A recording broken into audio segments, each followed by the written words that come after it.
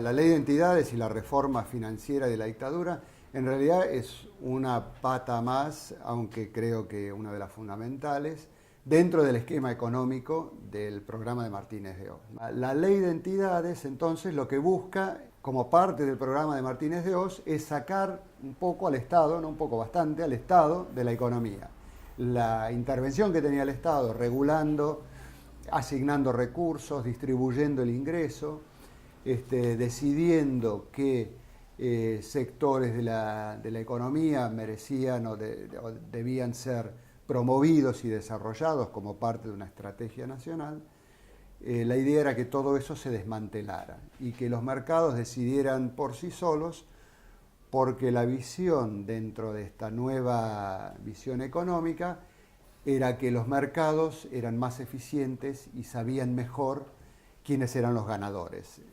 La ley de entidades financieras, apenas sancionada, benefició a todos los especuladores. Fue la época en que se le permitió a cualquier prestamista de poca monta, a cualquier grupo económico, juntarse 10, 20, 30 pequeñas entidades de estas características y fundar un banco.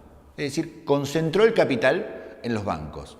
Vos tenías unas 800 entidades financieras, entre bancos y no bancos, y quedaron 400 en 3 años. ¿Por qué? Porque la mayoría se transformaron en bancos. Esos bancos encima tenían la libertad de tomar depósitos de la gente, tomar el dinero de la gente, guardarlo, no tener que dárselo al central y prometer tasas altísimas, a plazo. Entonces, podían disponer de una liquidez muy grande para especular, para fugar al exterior y terminar de arruinar a la economía productiva. La ley básicamente decía que lo que no estaba prohibido, explícitamente la ley, estaba permitido, entonces el sector financiero tenía una amplitud de acción muchísimo más amplia que en el pasado. Las tasas de interés se desregularon, la idea era que el Estado no iba a decidir más cuál era el tope de la tasa, cuánto podían cobrar los bancos iban a decidir por sí solos en base a las posibilidades de los mercados, y las tasas se fijarían supuestamente en base a la oferta de ahorro y la demanda de crédito. Entonces, en base a la oferta y la demanda, de ahí saldría la tasa de interés. Si vos tenés de 60 bancos en el 77, pasás a 180 bancos y todos te ofrecen tasas altísimas, entonces vos, en vez de invertir en una fábrica, en un evento productivo, vas al banco, lo pones a plazo. Si a los 3 meses vas a sacar el doble o el triple. Eso fue el objetivo, es decir, destruir la industria y beneficiar el capital financiero y la especulación financiera. Ese fue el objetivo principal de la ley de entidades financieras, dar un poder ilimitado a los bancos, que aún lo tienen, que aún lo conservan. Al desregular, supuestamente iban a poder entrar más instituciones financieras, competir, eso resultaría en precios más competitivos, más servicios más competitivos. No pasó eso, lo que pasó fue una gran concentración del sistema financiero, se produjo una gran reducción de número de entidades, es muy llamativo ver la evolución.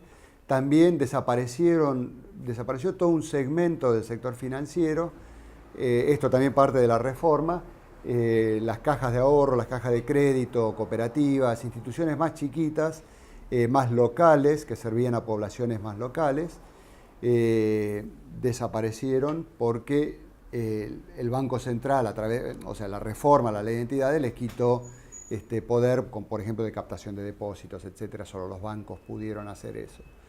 Entonces se produce una gran concentración y todos sabemos que un mercado más concentrado es un mercado menos competitivo. La herencia de la Ley de Entidades Financieras y la Ley de Inversiones Extranjeras, 2 leyes que siguen vigentes en la Argentina, nos dejaron un sistema financierizado con un poder enorme en los bancos y con un poder enorme en el mercado de capitales. Nos dejó una economía que hoy,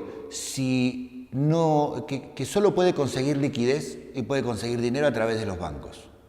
Y que todos los negocios tengan que pasar por los bancos. Incluso, el ejemplo más claro es la actualidad.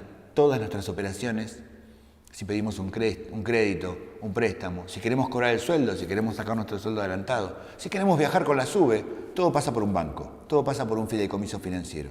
Esa es la herencia que dejó un sistema que se fue fortaleciendo con Alfonsín, se consolidó muchísimo con el menemismo y finalmente en los últimos 15 años ganó más dinero que nunca en 200 años de historia económica en la Argentina.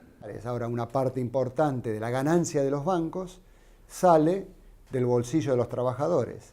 Ya, esto también es un cambio interesante porque anteriormente, cuando los bancos, la función principal era prestarle a los sectores productivos, la rentabilidad de los bancos salía de las ganancias de la industria y de las empresas.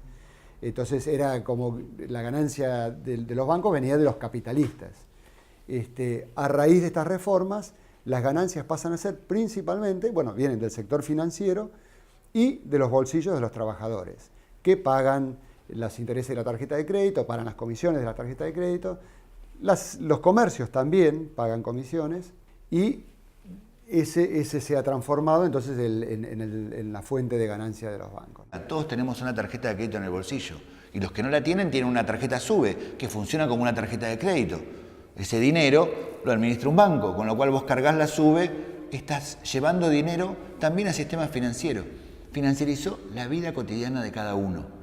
Y eso cambió la gestualidad política. Cuando un cuerpo termina siendo financiero e invierte mucho tiempo en comprar cosas incluso que no necesita y se endeuda a futuro, le cambia la gestualidad política. Hasta puede votar distinto. Hasta puede terminar votando a los que administran esos bancos, porque son los que saben, a los CEOs. Cambió la gestualidad política, la financiarización de los cuerpos. Esa cotidianidad es la que determinó la ley de entidades financieras y estas leyes de la dictadura.